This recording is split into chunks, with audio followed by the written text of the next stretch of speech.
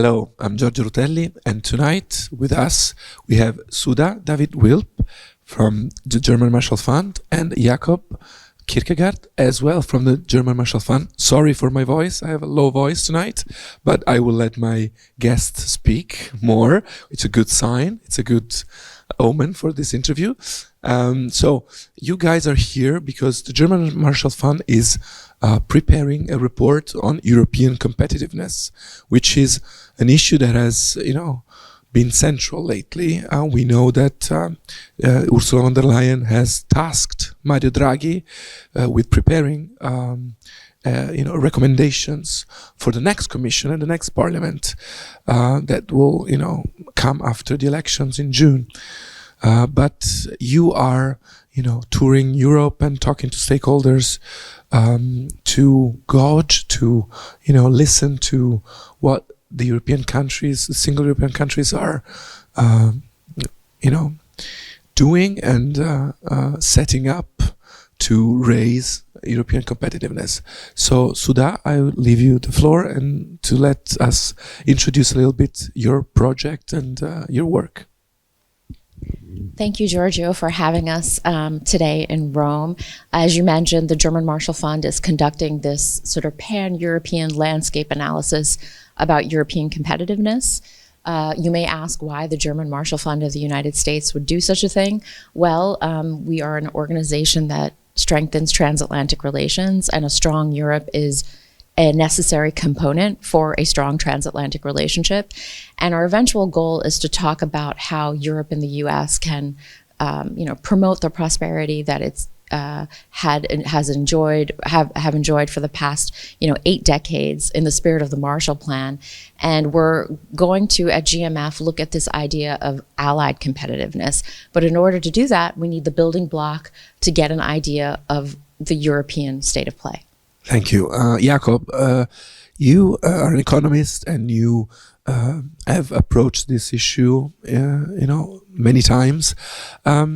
So do you think that this is going to be an issue on the ballot, on the elections, on the European elections that will take place in June? Why are we talking about European competitiveness right now?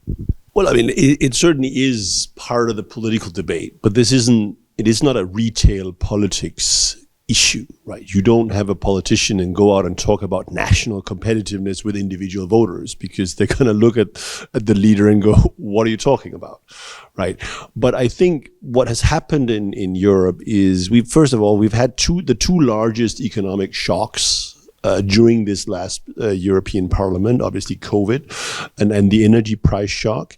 We're going through a dramatic green transition, which also is beginning to seep through. Right now, it's the farmers' communities that are waking up to the fact that change is coming. There are other sort of emerging technologies, AI, quantum computing, etc., where there is this sort of existential fear in many European capitals that Europe is losing out.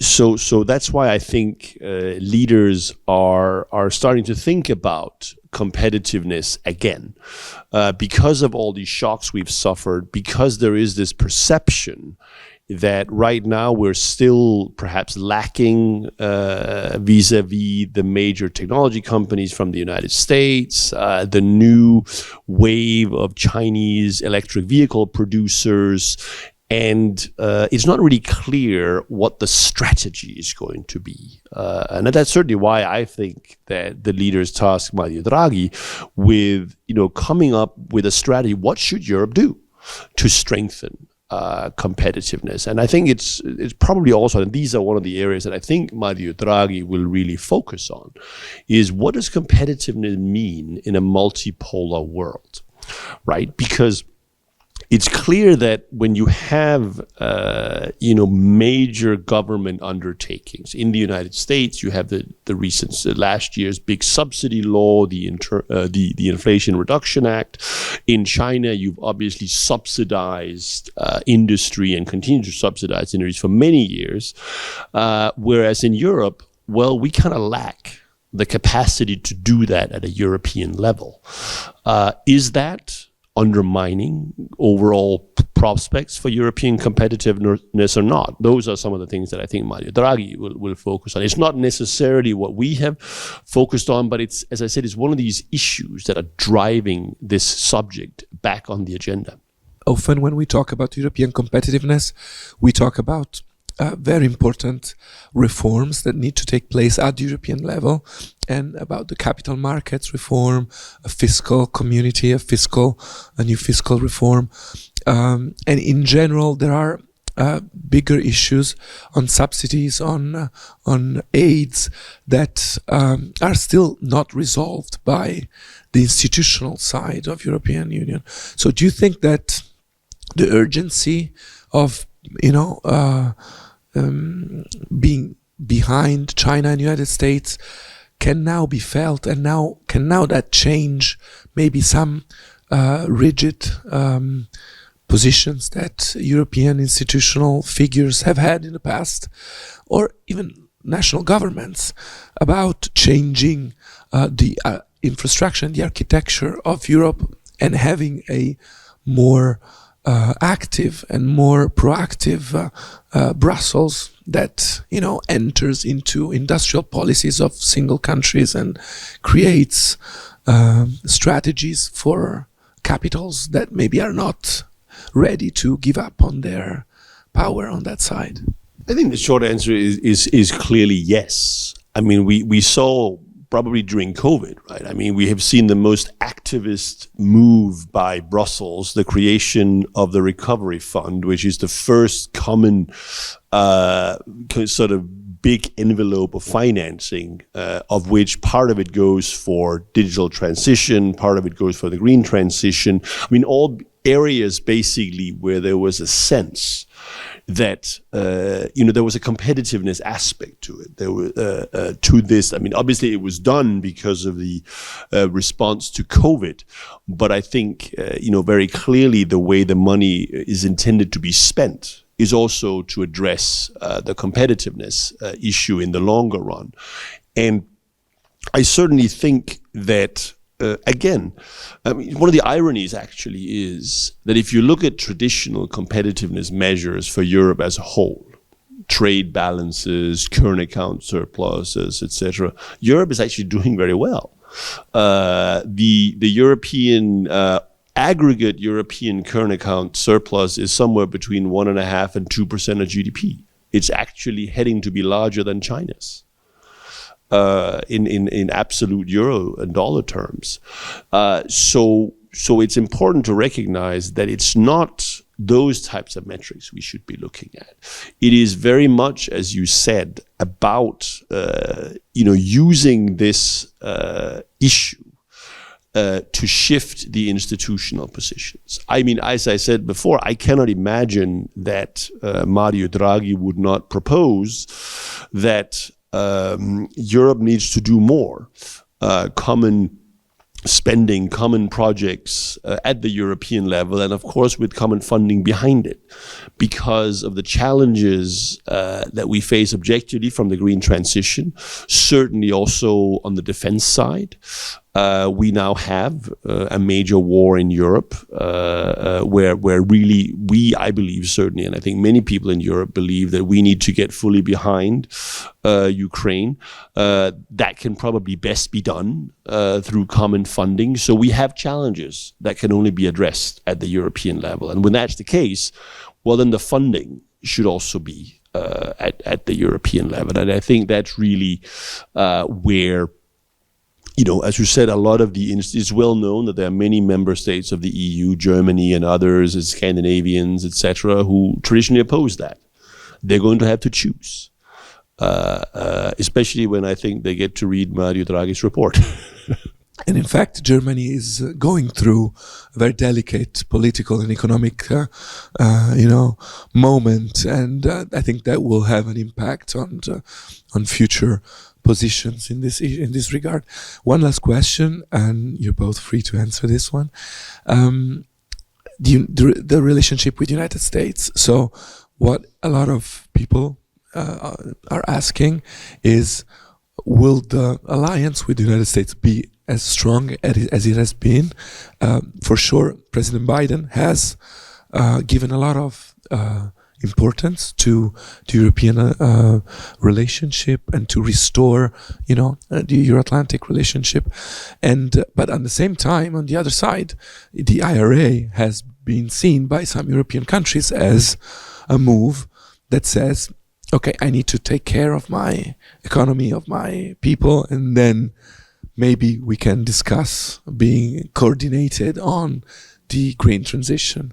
So how do you see the European American relationship going forward, maybe with a Republican president if Donald Trump is elected, or even if with a Biden presidency? I mean, the US train has left the station in terms of investment in chips, in green technologies, EV. So that changes not so much. I mean, that is something, that is a process that is started, that will not change even though there will be a Republican or Democratic president. So how can also Europe, talk to United States and say, let's do this together and let's, create stronger commercial and technological and academic relationship in the future? I mean, I do think that what we've been learning throughout this process is that the IRA, the Inflation Reduction Act, has certainly met with a lot of consternation on the part of Europeans that we've talked to. But there's also been some differences. In Berlin, for example, at first the country was in panic mode about this means the deindustrialization of Germany. But then we visited other places like Denmark, like Spain, where they're more nonchalant about it and thinking this is great for the green energy transition. We see that this is also an answer to China and also to populism in the United States. And we should not necessarily consider a threat, but figure out a way to accompany it. And that's going to be probably something that's going to be high on the next commission's list.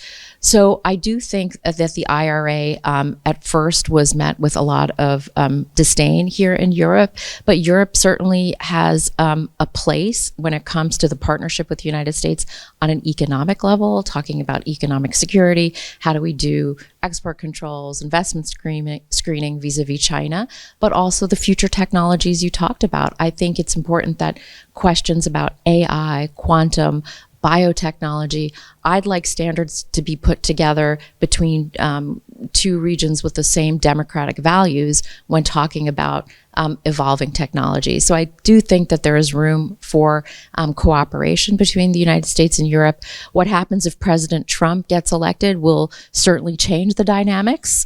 I mean, I think you're right that, there's not a whole lot in terms of differences on trade attitudes between President Biden and President Trump, but at least President Biden and the administration is open for dialogue. Specifically, the TTC was set up for that sort of vehicle. No, but I mean, I think that there are things that have changed. I mean, I think, as Sud has said, I think the IRA should be viewed as a good thing.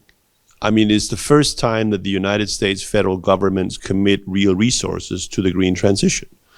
Europe has been subsidizing and prioritizing this for decades, or at least a couple of them. And this is really good news. It will give the United States a big push. It won't get them to their 2030 climate commitments, but it will push it will accelerate the phase out of coal-fired power plants and other polluting industries in the United States. And this is, I think, unambiguously a good thing. And this great sucking sound of green jobs from the United States, from Europe, which I think as an economist was always a joke, frankly. It was instrumentalized by some politicians, particularly French President Macron, who wanted to use this US policy to get a freer hand to give subsidies to French businesses in France. So he painted this as this big threat to Europe to get the Commission to roll back state aid controls. The same with the Germans, I would argue. They supported that because, and we have seen that the vast majority of state aid that have been approved by the Commission have funnily enough, been from Germany and France. So they instrumentalize the threat. But I think the reality is, yes, European companies are investing in the United States because there is a market now. But that's great. How many jobs have been shut down in Europe and moved to the United States? I would argue very, very few. If you look at, in fact, probably none. In reality, and if you look at the growth rates of green jobs in Europe, it's growing very strongly. Why? Because Europe, we have the best green transition economic strategy. We have a serious high price on carbon. The United States doesn't have that. And that means that the strategies, the decarbonization strategies are completely different, right? Europe puts a price on carbon, on pollution, so makes that less competitive. The United States and certainly China puts subsidies on green industries to make that, promote that. But I would argue, for a whole host of reasons, that having a carbon price is much better. It's fiscally much cheaper as well. We actually earn money on the transition because companies have to buy these credits that we can then invest in other things. So I think, therefore, that yes, trade frictions are inevitable because of the differences in these decarbonization strategies.